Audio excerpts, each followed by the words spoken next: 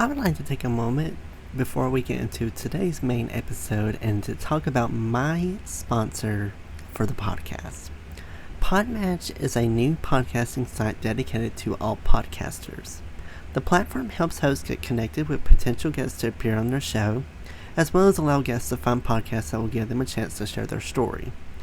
Podmatch offers many tools to help organize your page, from to-do lists to episode planning to potentially appearing on a leaderboard. Podmatch has it all. The best part, you have the potential to get paid. And who doesn't like to get paid from home? I like to. With an easy sign up, you can start connecting with podcasters and guests immediately. I have been a part of Podmatch since the beginning of May, and I have got to say that it was the best decision I've ever made because Podmatch helps your podcast grow. It helps you get connected with people that have very interesting, very compelling background stories that are just waiting for their story to be shared. So if you are a host or guest and would like to start building professional relationships, explore more opportunities, and have your story shared, I highly suggest that you sign up with Podmatch today by going to joinpodmatch.com/lethal venom to start expanding your network in seconds. I would like to give another huge thank you to Podmatch for sponsoring this episode. Now on to our main episode, and again, you can sign up at joinpodmatch.com/lethal venom to begin your podcasting journey today. Hello everyone, welcome to the Lethal Venom Podcast, the show where I talk about anything I want with the honest to God truth, no lies told. Today I have Miss Caroline Kobylinski. She is a trauma therapist who believes therapy should actually help you feel different, not just talk in circles. Her story starts long before she started her career. Growing up in emotional chaos, she battled depression, substance use, and spent months in residential treatment after high school. Later diagnosed with bipolar 2, she fought her way through eating disorder recovery, toxic relationships, and ultimately becoming a caregiver for her sister-in-law during a devastating battle with stage 4 cancer, grief that reshaped her life and her work. She is now a licensed professional counselor supervisor and trauma specialist certified in EMDR and ART. Caroline runs CWK Counseling, where she helps clients untangle the toughest knots from complex trauma to addiction, eating disorders, caregiver burnout, and grief. Known for her humor and grounded approach, she's as real as therapy gets, combining clinical expertise with lived experience to help people finally feel different.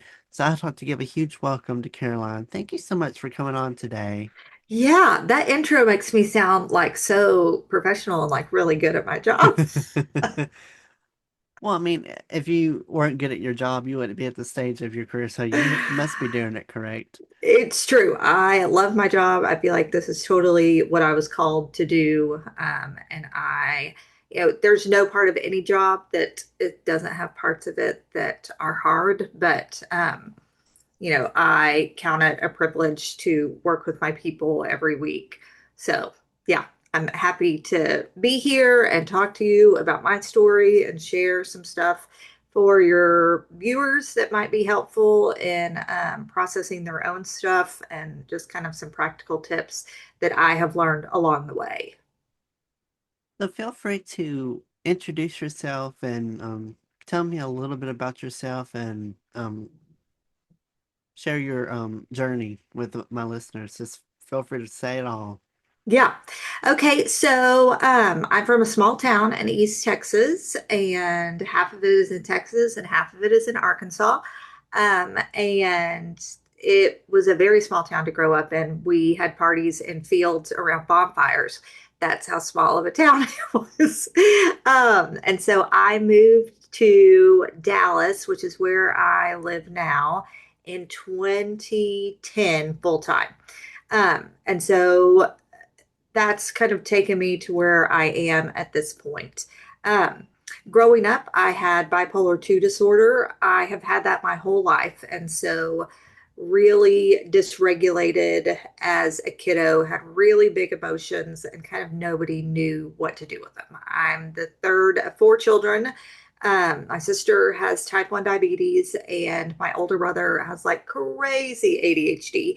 And it just birth order is like a real thing. So I That was really difficult. I actually don't have that many memories from my childhood, which is pretty common with people that rapidly cycle. And so, cycling from depression to hypomania, my mom has always said since I was little, I was way up or I was like circling the drain, which is perfect because that's literally what bipolar 2 disorder is.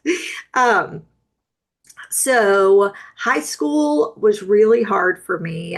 Some stuff happened summer after my freshman year that really shook me and shook my faith.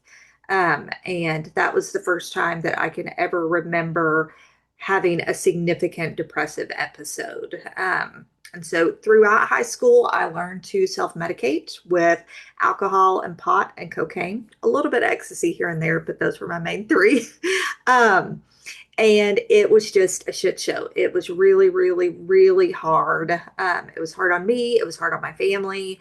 And then summer after my senior year, I got a DWI, and that ultimately led my parents to be like, "We're done. Like something's got to change here." And that's how I ended up in substance use in South Louisiana for 7.5 months to the day. And it changed my life kind of in some good ways and in some bad ways. Through being there, I met two guys that ended up to be really abusive relationships. And it took a long time in therapy to be able to work through all of that. One of them, I thought we were together off and on for 5 years. I thought that we would get married. And through kind of a lot of crazy stuff that happened in his life, when I met him, he was sober and then he'd been sober for 5 years. And so I fell in love with him as a sober person. And then he got into a car accident and almost died, and ultimately ended up getting hooked on the pain pills, which led to heroin. And in 2010, he overdosed. And that rocked my world. Like, I had a nervous breakdown. I flunked out of nursing school. Like, it was horrible. And crazily enough, like, I'll just say this, I love Jesus. I also say fuck quite a bit. I try to keep it balanced. I know that some people love Jesus, some people do not love Jesus, some people are really put off, some people are okay with it. I'm just kind of like, get in where you fit in. But that is a huge part of my story and kind of the redemption that has happened for me. So through kind of all of this happenstance stuff, I came to a place where I needed to figure out, was I going to go to grad school or was I going to get a teaching certification? And I decided ultimately that I would want to go to grad school. So I was going to start in 2014, and that summer I got into a really bad car accident and ended up with post-concussive syndrome that lasted for 6 months. And that is really common for people with mood disorders when they get concussions for it to be magnified. So that was really bad. It ended friendships. It was horrific. But all of that ultimately led to me starting grad school later and some things not working out and all of this kind of stuff. And I ended up working in substance use and dual diagnosis for a company that specializes in chronic relapse, treatment resistant, and failure to launch. And that's ultimately where I met my husband, who is just the best. He's been sober for 20 years, and he's definitely the steady Eddie in our relationship. He's more attuned to my mental health than I am. God bless him. And so he can usually pick up on stuff like if I'm starting to have a depressive episode or hypomanic, he can catch on to that a lot of times sooner than I can. So by this point, so that was 15 years ago that I got diagnosed when I was 25. And that changed my life because there was finally an answer to the way that I had felt. And so after dealing with this for 15 years, I have a pretty good system of medication tweaks and that kind of thing. I have way gotten on the woo woo train and have thought about getting off of my meds at different times just to kind of see how it goes. And we have all decided that psych meds are really the way to go for me. um, so went through grad school, started working at substance use. I was there for 3 years and was the lead clinician. I wrote the IOP curriculum, which is intensive inpatient, and got to teach, which I love to do. And I've taught at the collegiate level for 2 years. I'm about to enroll in a PhD program so I can teach master's level clinicians. Because I don't know if you know this, there's a bunch of batshit crazy therapists out there. And so to get to train clinicians to be ethical and good at their jobs, I just feel like that's a really good place to steward my time. So I love school. I like love school. And so I got really burned out at the place that I was working at. It was really intense. I did a lot of family work as well as client work and then working together with them as a family. And it was really, I mean, I was kind of on call 24 hours a day. So I went into private practice in 2021 full time, and I love it. I will never work for anybody else ever again. I always say that you'll never work harder for anybody than you will for yourself. And like I would say, there's parts of it that I don't really love, but for the most part, I love my job. And so, like you said, I specialize in trauma. So I'm trained in two different trauma modalities of EMDR and ART. And EMDR, a lot of people have heard of EMDR. Have you heard of EMDR? I actually have not to my knowledge. Okay. So the thought behind EMDR and ART is when there is trauma, pictures are stored in the right side of our brain and the words are stored in the left side of our brain. And so when there's trauma, that gets fragmented. And so in the back, we have our limbic, our amygdala, and that runs our limbic system. And so that's where fight, flight, freeze, and fawn kick in. So when you are in a triggering situation, those are the things that come into play. And so when our amygdala is running the show, which is what saves our lives, our frontal lobe goes offline. And so our frontal lobe responds to choices and questions and all of the things that really help us have that higher level of thinking that goes offline. And so when there is trauma, because we are experiencing that through kind of the lowest um, caveman part of ourselves, it doesn't get stored correctly. And so with EMDR, eye movement desensitization and reprocessing and accelerated resolution therapy, there's bilateral stimulation, which I know this all sounds so crazy, but it totally works. It like I have an EMDR therapist and an ART therapist, um, and you hold these buzzers or you move your eyes, and together that lights up both sides of your brain to create cohesive memories. So it moves it out of your limbic system and into that frontal lobe where you can um, create those memories, but in a way that's not triggering. That was very complicated. Did that make sense? It makes sense to me. I took biology and we kind of talked about the medulla and all this, and we talked a lot about the brain. And it's actually interesting that you said the fight or flight. I thought for the longest time that it was fight or flight. That's the only two things I ever Mm-hmm. heard. And then recently I heard now there's something called freeze and Mm-hmm. fawn. And I Yes. thought, so is this like, has that always just been a thing people have always studied and I'm just, wait, I live in a stupid place that I don't teach it, or has it been? No, no, not at all. I think that that is newer.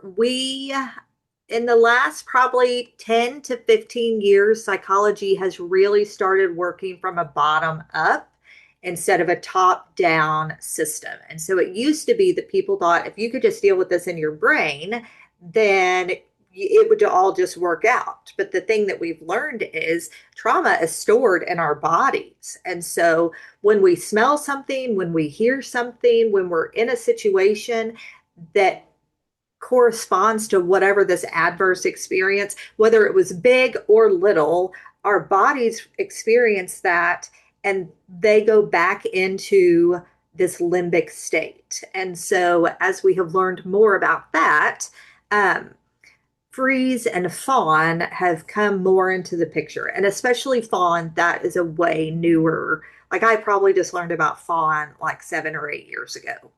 Um, so with freeze, it I think of freeze as if you think of like a possum that plays dead, that is what we do when we freeze. So your body goes into hypo arousal where your pulse slows way down, your blood pressure goes down, like your whole body just sort of takes this long, deep, okay, we're going to stay in this space until we feel safe.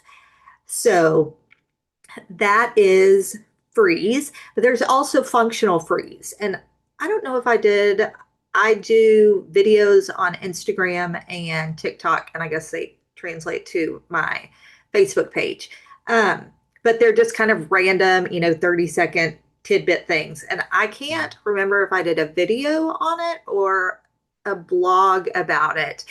But functional freeze is where our brains are on autopilot. And so to the outside world, we look like we're thriving, like we're going to work, we're doing all the things. But inside, we are unable to process the emotions that are going on.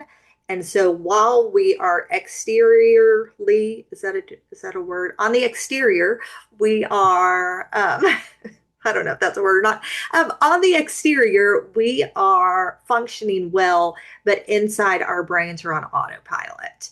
Um, and then fawn is a lot of times happens in codependent and abusive relationships where the party that is in the limbic state, they are over functioning, they're people pleasing, they are being overly agreeable and even beyond what is like safe for them. And so I think it's really cool that now we know more than just fight or flight, because that's not the only two options that happen for people. And so, yeah, I think that's newer information. You're exactly right. I just had seen the freeze and fun just the other day. Yeah, I mean it was I Mm, think this earlier this week or end of last week when I saw it, and I was always just taught fight or flight. I've known that for years, and when yeah. I even did therapy, that was kind of something they had mentioned. So, but I do appreciate you explaining the fawn and freeze to me too, and to my listeners, because I know that that's probably something that a lot of people don't honestly know. Um, so tell me a little bit more about your therapy journey. What made you decide to become a therapist? Well, so I had, during all that was going on in my high school years, I had a very bad therapist that shared everything that I was telling her with my parents. And it completely violated everything that I held to be good and true. And it made me think, even that long ago, that if I was ever a therapist, I wasn't going to be that kind of therapist. And so, um, through kind of the different, I have been blessed to have really good therapists. I started seeing a therapist in 2014 after my car accident and just the level of anger that I was experiencing. And I literally said to her in our first session, she opened up kind of introducing herself and whatever. And I said, I'm real skeptical about being here. And my aunt says that you are very good at your job, but I'll let you know what I think at the end of this. And she was like, oh. And I look back on her now, she's one of my mentors and we collaborate quite a lot. And so God bless her, she kind of stuck with me through the whole thing. And then when I got into eating disorder recovery in 2020, I have had a lifelong eating disorder that was really, really driven by my body dysmorphia, which still exists to this day. And so body dysmorphia is where you look in the mirror and you see something completely different than what is there.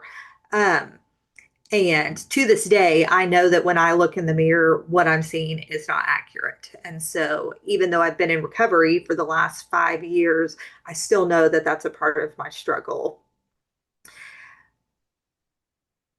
So, as I have kind of gone through um, my own journey of healing, I have slowly taken on more of the specialties of stuff that I struggle with. And so I got into eating disorder recovery after my husband and I went on vacation in 2020, and my drinking almost ruined the trip. And he was like, "Hey, you got to do something here." And so I realized that that's what the whole thing was stemming from and got into recovery during the pandemic. And so I did all of the beginning of my eating disorder recovery on Zoom.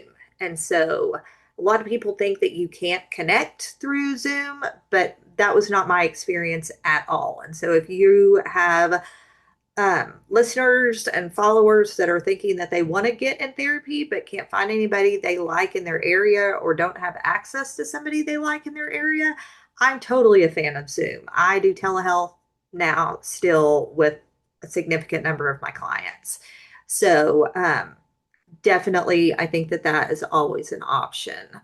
Um, so again, I don't know if we were already talking about this or if I said this before we started recording. To me, the only things and tears that are wasted are things that we don't learn from.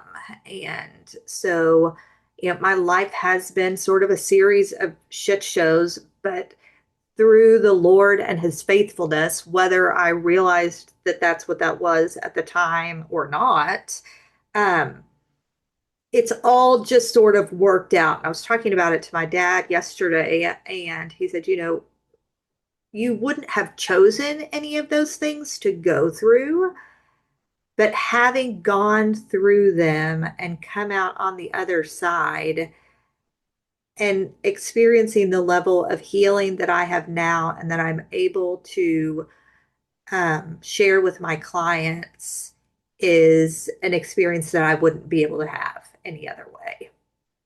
So, part of what I really love about my job is seeing people feel really loved and understood. I think that that is one of my favorite things about my job. A lot of times, people don't come into therapy in the greatest place. And so, getting to sit with someone who can sit with their tears and sit with their anger and not have to fix it, that can just kind of let it all hang out.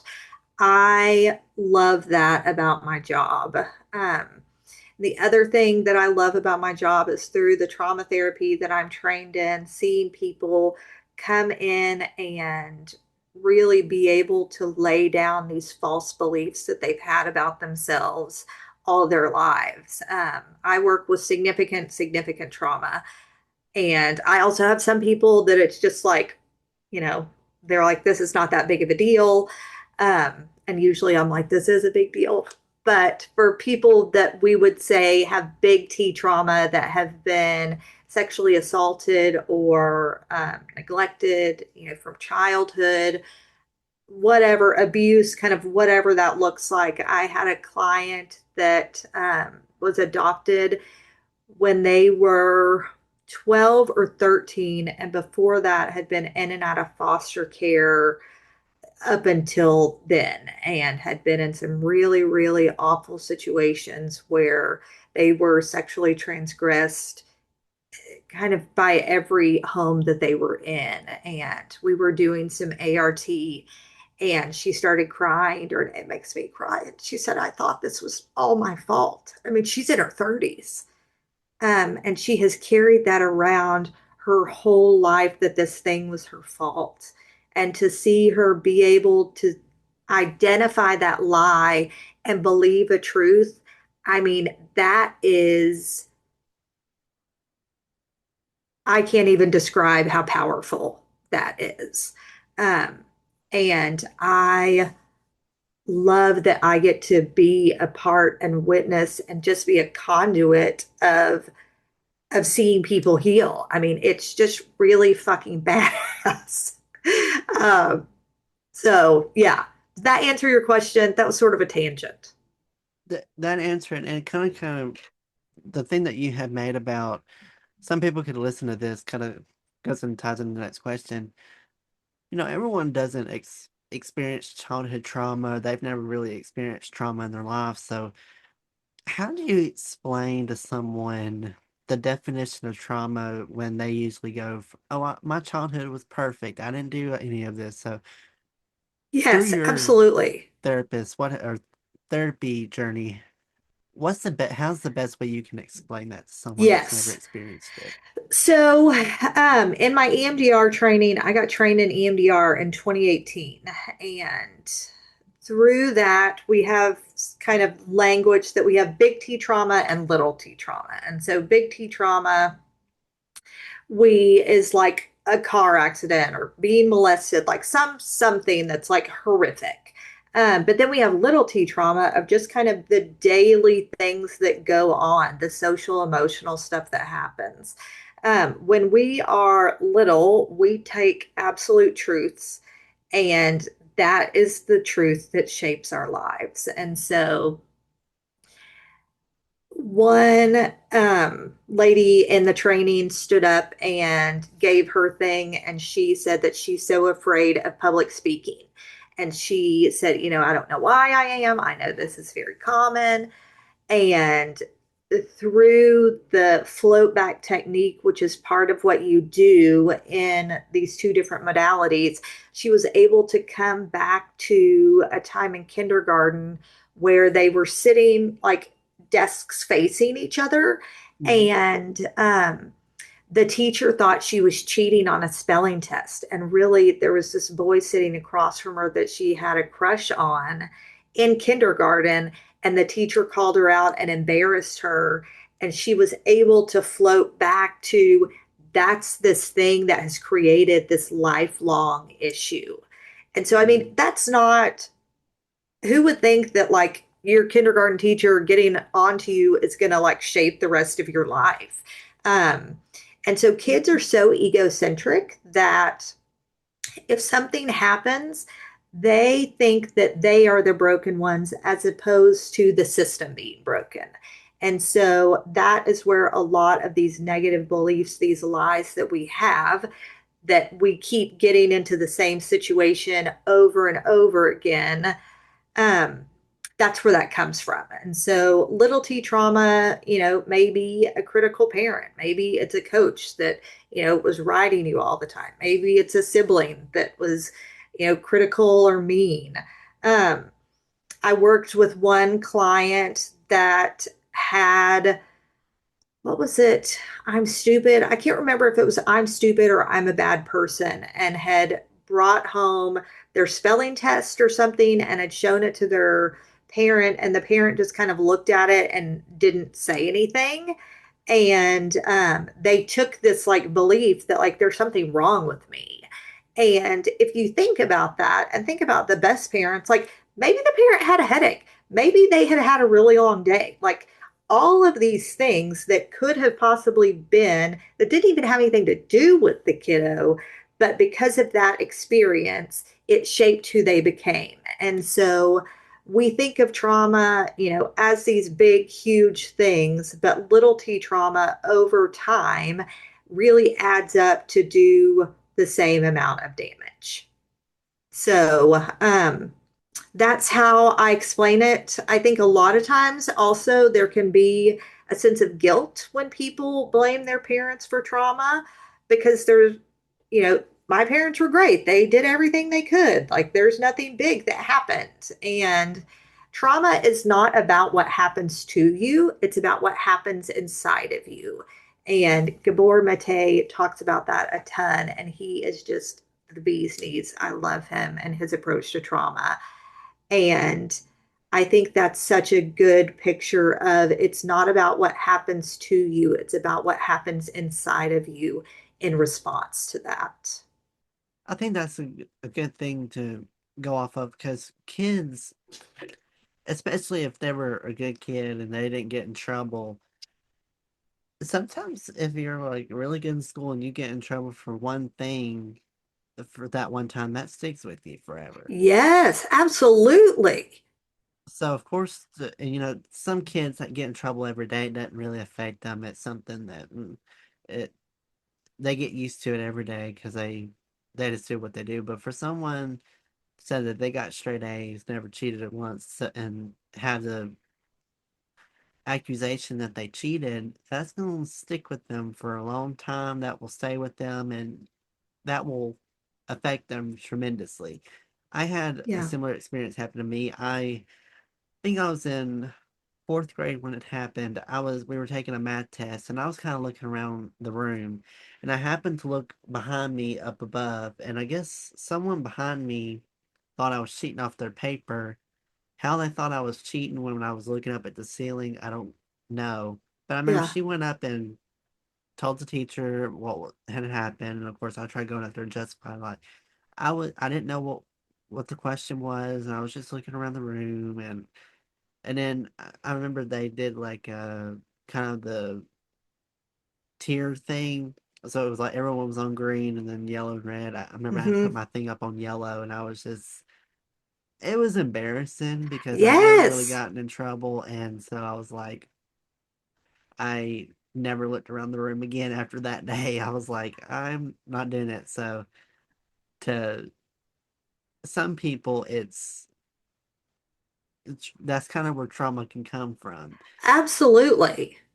And I know a lot of people can look at it was like, well, now, how is it that someone can get trauma from that, but others that deal with all this kind of like if they get sexually assaulted at a young age, why is it they don't have trauma? And I would say everyone takes it differently. Hmm. Everyone has a different reaction to everything.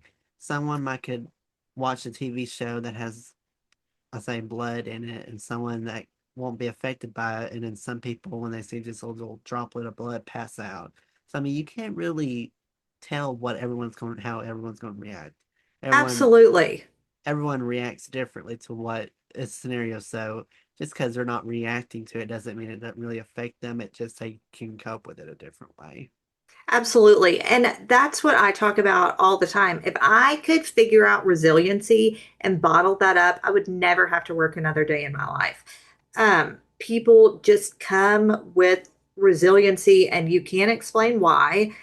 It's people that maybe were born into low socioeconomic food insecurity, and they decide that somehow they are not going to live in that, and they do whatever they have to, and they end up graduating college and they become like this whatever, whereas somebody else might be in that situation and that's not their experience. One of my best friends, her and her sister, raised by the same parents. My best friend has just some kind of internal barometer of what is good and right, and has never gotten in trouble other than being late everywhere. Um, has never gotten in trouble, has never done anything, is very successful, owns her own home, like is a nurse, like all the things. And then her sister ended up overdosing on fentanyl and died. I mean, like, how do you, and never got her life together before that? And so, how do you explain how two people raised in the same family can have such different experiences and just that internal resiliency? I don't know what makes it be so, but I think you're exactly right. A question that I had for you, and it's kind of off topic, but I did group therapy, and this was something I never understood in group therapy is my university did it for free because we did the college I went to had free therapy for all students I could go, but they had limited spots for group therapy because they tried to keep it within like 6 to 10 people to keep it Yeah. short for rooms. And I remember one time we had this guy come in, and it was one of those things where you wouldn't think he had something going on because he just looked like, oh, he looks like nothing would be wrong with him. Mhm. But in actuality, it was. And I remember there was another guy that was sitting in there, and they kind of knew each other somehow, but they didn't really exactly know each other. I think they had met one time, and I remember the guy on my left said, I really would prefer if I was in a place where I didn't really know anybody." And I thought, Mm. in my head, I thought, yeah, I've met one time, never talked. I was like, if I Yeah. personally knew somebody in there that was, if I knew them, I don't think I would technically be so kind of awkward where I would leave to get a room because it was hard to get into these rooms. And I was Hmm. like, why are you wanting to leave because of someone that you knew from once in your past if you've Yeah. only and you've not had a bad experience with it? It was just kind of a weird thing to say on the first meeting of, I don't think I want to share today since I know someone in here. And I thought, "Hey, you're in group therapy, why?" It was Yeah. like I had all these questions of like, well, then why are you here if you're worried about one person finding out? You're going to tell six strangers what's wrong? I didn't get it. I didn't get it. And then I had like this other one that, and it's such a controversial thing, but there was a girl that was in the group therapies with me. And I remember she was telling one of her stories about she was working on a project and then she had this really bad, awkward encounter with a guy that worked on campus. And it just made her uncomfortable. And, and one of the first questions that we asked was, well, did you tell someone? Did you report him to? She said, no. And I said, what? Yes. I was like, ma'am, I thought I've always heard like on the news, like these women that come out 30 years later and say, oh, this so and so happened to me. But I thought 2024 and we're still not. I really wanted to be like, why didn't you speak up and say something? I mean, Yeah. it it made my blood boil because I was like, this is what I see on the news, and I didn't think this was still happening. I understood like back these women coming out now because it's more accepting, and they're more they feel more comfortable. But I'm like, in this day and age, people are so vocal about everything, and I think she ended up did telling them, and I said, and then she went on to say, well, what I've heard is the security there didn't really they don't really do anything. And I said, well, still, you could have told somebody. Thought of something like that. I'd tell a plant. I don't care. I'd be Yeah. like, tell a plant person, just a random someone what happened and they can do something. But it just made my blood kind of boil that she didn't open up and say, this guy was making me uncomfortable. He was looking at me this kind of way and I didn't appreciate it. Instead of just keeping her mouth closed. Yeah. I was like, it was one of those things where it was like, oh, I was like, where I was like, no. I can't with that. I was like, Yes. I can't with it. And then I remember this group therapy too was this session and this how these people did it was very much I didn't like. I'd done group therapy once or twice before, and it usually and this is probably different, but the way that group therapy is kind of how we did it the first two times I did was the facilitator kind of would help get people to talk. And then once we started talking, they kind of just sat back and said, this is y'all's time to talk with each other. I'm just here if y'all get stuck and need help guiding the conversation. And so she was really good at like trying to get the conversation going. And then once we got able on a topic, she kind of sat back and just kind of observed, like usually what they do. Hmm. Well, these two women would try to get us started talking and then we would start conversating and all that. And then once we finally get a good conversation going, they say, "Y'all, I think we're getting a little off track. Other people need to share." And I thought, that's not what you're supposed to do. Y'all want us to talk, and yet when we start talking, y'all shut us up. Yeah.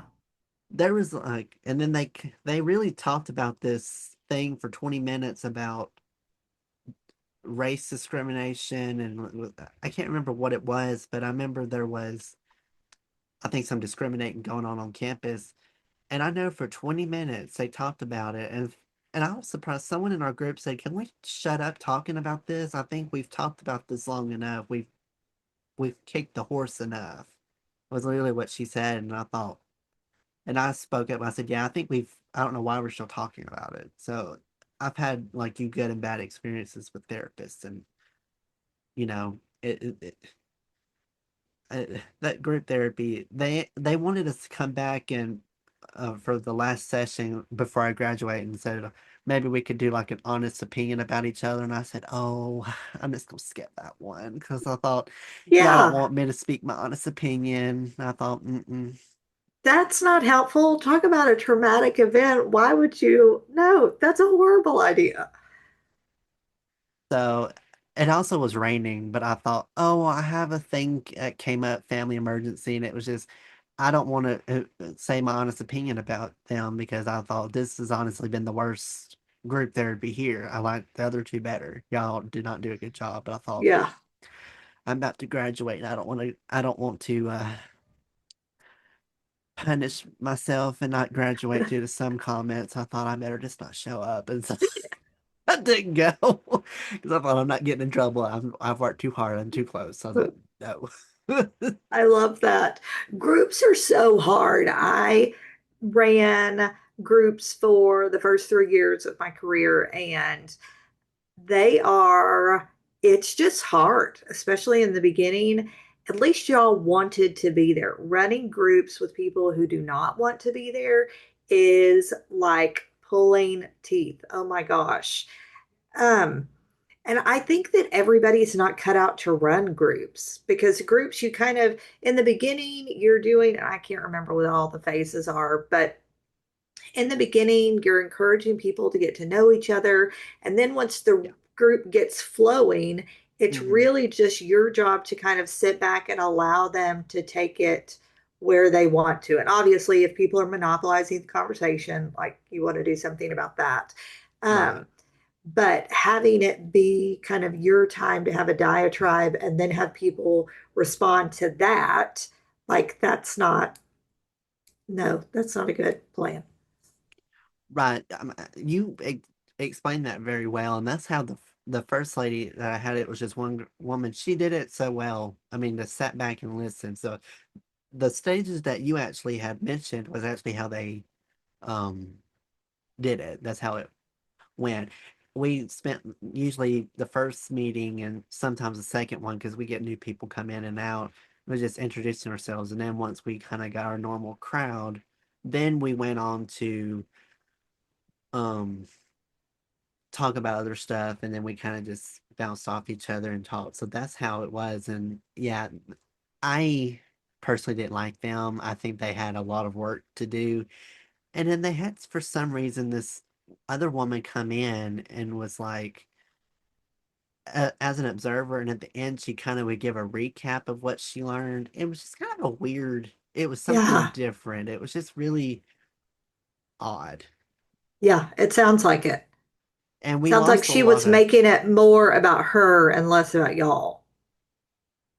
It's hard to say, and I mean, this was the first one. I think we had about 8 or 9, and I think by the end we had 4 left. So Oh, that's how many wow. people had were like not showing up.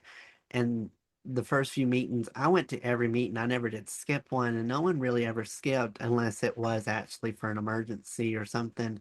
We Hmm. had one girl that was, and I really think she left because of the conversation. But there was a shooting that had happened, or an accidental shooting that had happened at a all black college, and she was black too. And someone had said something about this idea, and then we went on this whole tangent, and then she didn't show up after that meeting. She never showed up again, never said anything. So I firmly believe she got uncomfortable with that conversation and just didn't want to Hmm. show up again, which I don't blame her because after that, we talked about it every meeting for 3 or 4 meetings. For some Yeah. reason, they just had this ingrained in their heads. And she didn't come back. So, and that's never happened before where we had someone just not show up Hmm. Hmm. that had been coming for a while. Yeah. But it was it was just a weird thing. I hopefully if they listen, which I might get in trouble for what I've said, but it's the honest truth that they're listening. Hopefully, they will learn, listen to this, and take notes of like Yeah, they, because not every therapist is going to be perfect. So I guess to sadly wrap things up, I have to slowly wrap it up. But I guess for you, if people are hesitant about therapy, and I don't want people to hear my story and say don't try group therapy, because absolutely. group therapy, the first two times I did it, the first two sessions I had were the best. I just had that one badly run session, but I've done Hmm. 3 sessions in total. So I mean, I've had more good than bad. I don't want people to hear that and be like, "Oh, I'm not going to go to group." Do it, because honestly, Right. it's sometimes it's I honestly liked it kind of better than individual therapy, and some people might have an opinion, but try group therapy. But um, I guess my last question to you is, if someone is hesitant about therapy and hear they hear these stories and are still hesitant, what advice do you have for them on how to start therapy and know what know what kind of therapy would be good for them, and how can they find good and bad therapists in between that? Yes. And I did do a video on this. Therapists, a lot of therapists are crazy. And if your therapist does not have a therapist, I would not see them. Our jobs are too hard and we have too much going on to not process with people. And so, if that's my one thing, your therapist needs to have a therapist. Two, I would never see anybody that I cannot get a reference for, whether that is reading reviews online, kind of figuring out. I think you always need to do research before you start seeing someone because therapists can do a lot of damage. And No. um, I was working with someone that had significant trauma, like was adopted and rejected by their mom and was had like this crazy relationship in high school with somebody older than them. I mean, all of this wild stuff. And we were talking about it, and they said, I've never talked about any of this. And I was like, what do you mean you've never talked about any of this? Like, you've been in therapy for years. How have you never talked about any of this? And the deal is that therapy is expensive. And if Yeah. you don't have a therapist that is gently pushing you to go places that you may not think are important, or maybe they're too painful. And that's not to say that somebody comes in and is like, tell me all your biggest drama. I wouldn't Uh, see them either. right. But, um, you know, finding someone that has a therapist, finding someone that you can get recommendations for, and then meeting them. And you don't have to stay with them. You could meet them for a couple of times and feel them out. I think if a therapist, that's one thing that I always leave my new clients with is go home, think about it, see if you think we're a fit. If we're not, I'm happy to give you referrals. And so you don't want a therapist that's really domineering and is going to kind of make you guilt you into staying with them. You also want a Right. therapist that is trained in trauma therapy. All therapists see trauma, not all therapists are trained to treat trauma. And making sure that if that's part of your story, that you have a therapist that is trained in trauma. That is huge, huge, huge. So those I think are my big things that I would say. Absolutely. I think you hit a lot of good points. That was a lot of good points that you had hit right there. That's sort of the same advice I would give too. Usually, if you are wanting free therapy, I know that if you're in college, most colleges should have free therapy. Now, every college might be different, so I would check on that. But colleges or Auburn, I know had free therapy. So Absolutely. I would really look into, if you are wanting to try out therapy and you don't really want to pay anything, check into your university's therapy counseling center and see if they have any free sessions up. And usually they'll do individual one-on-one or group. But if you're Yes. interested, go to them on campus as well and do it for free and to see how you like it. And then after that, just go from there. But with that and everything you said in mind, take those advice and you should be able to find a good therapist and you'll hopefully have a good session. But it's important Yeah. that, yeah, what she said, if you don't like how your therapist is doing, just come to them and say, I just don't think it's working. Do you Yeah, have this any is not a fit. recommendations? Yeah. They're not Well, going and to get mad. the other thing that I'll say is you can also see associates who are getting their hours. They've been through school, they've done all of that, and they are getting their. We have to get 3,000 hours to be able to get licensed, and well, you have to in Texas. I don't know about other places. Um, but usually you can get a sliding scale rate for them that's cheaper than seeing a fully licensed therapist. So that's another idea. If people still have questions, and I'm not professional in this, I'm just doing it based off experience. But if people have other questions about therapy or they just need some guidance or anything, um, feel free to promote your website, or if people are interested and maybe want to do therapy with you since you've done Zoom and they've heard you and they think, I think she'd Mhm. be a good one. Where can people find you to sign up to do therapy and as well as follow you on social media? Just feel free to promote everything everything that you got Okay, going on. perfect. Thank you. So my website is CWK Counseling, and then I am on Instagram and TikTok on Bruised Banana Counseling. I That's kind of my approach to life and to therapy is that we're all kind of walking bananas and something might happen and somebody's like, "Oh, that's bad. We're going to have to like cut a big piece out." But then sometimes life just is going along and you look in the mirror one day and you're like, I just feel kind of like a bruised banana. Like nothing huge has happened, but like I feel like I could do something. So that's Bruised Banana Counseling. And on my TikTok, I post a lot more than on my Instagram. My Instagram is really kind of my professional videos that I do and memes every now and then. Um, but on my TikTok, it has kind of testimonials of different things they're not testimonials, just me sharing kind of what my experience is going through therapy right now and sharing stories from my clients that they have experienced, kind of victory stuff. So, yeah, I love doing all that. Also, all of my videos are posted on my website under media.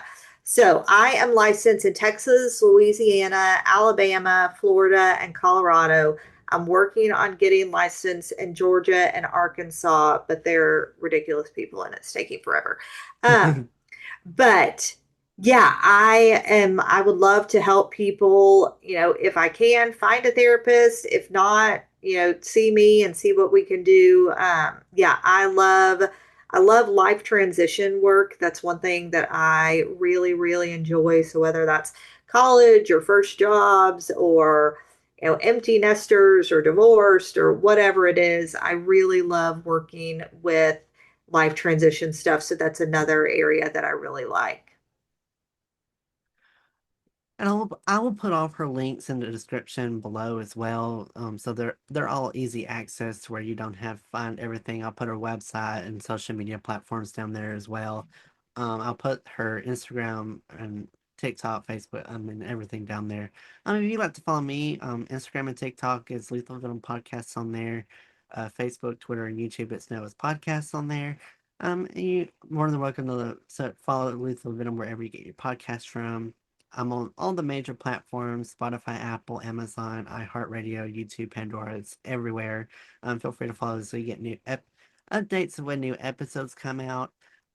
Thank you all so much for tuning in today. Hope y'all have a great rest of your day. And y'all stay safe out there. And again, I highly suggest therapy really does work. It's a good tool. Use it as you can and don't take it for granted if you're in therapy. I'm happy that you're in therapy. And for people that want to start, it's a really easy process to get started. So I highly recommend it. But Absolutely. y'all, Thanks so much for having me on. you're more than welcome. And to my listeners, thank y'all for listening. Y'all have a great rest of your day, and I'll see you on the next episode of Lethal Venom.